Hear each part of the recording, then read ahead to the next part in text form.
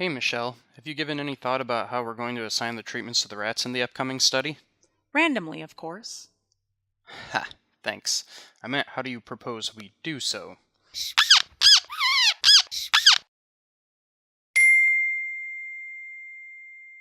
Well, we are going to singly house the rats for the study because it's a diet study. Right. We are essentially treating each cage with a diet, and we want to measure consumption and effects on single rats.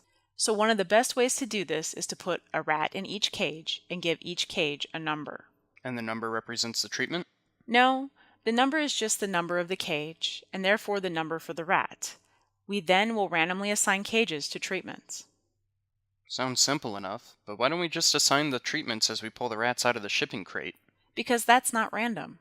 Consider grabbing the first 5 rats and putting them in treatment 1, and the last 5 rats and putting them into treatment 2. The first 5 rats are probably a little different than the last 5 rats because they were easier to catch. So not only might there be a difference from the treatment, but there may be a difference from inherent characteristics of the rats, like fitness, for example. Good point. Then again, there might not be a difference, but randomization should help prevent that from even happening. Right. Okay.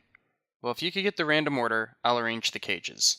It'd probably be easiest for the staff if rats on a treatment were next to each other to make it easier to put the diets in the right cage. What? No! That could introduce some of the same problems as sorting the rats as they are put into cages. Think of it this way. The room likely has somewhat of a temperature gradient, and a light gradient, and possibly a noise gradient from the door, among other differences. So if you put all of Diet 1 on the top shelf in the front of the room, they may be getting more heat, more light, and more noise compared to the rats on the bottom shelf in the back of the room. Also good points. Okay, so I will assign each rat to a treatment and then distribute the treatments across the room.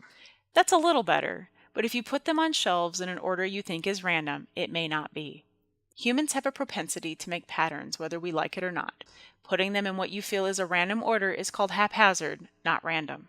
So the simplest is to put the cages in the room in numerical order, then randomize the cages to treatments and assign them to the treatments where they are. That won't be as convenient for the staff, though. But it's better practice. Uncontrolled, unidentified factors should be taken care of through randomization, which is much more important than convenience, especially for small effect sizes. But that doesn't guarantee balance, right? There could be more of one treatment on the top shelf, much like you can flip a coin and get 10 heads by chance. Correct, randomization is a process.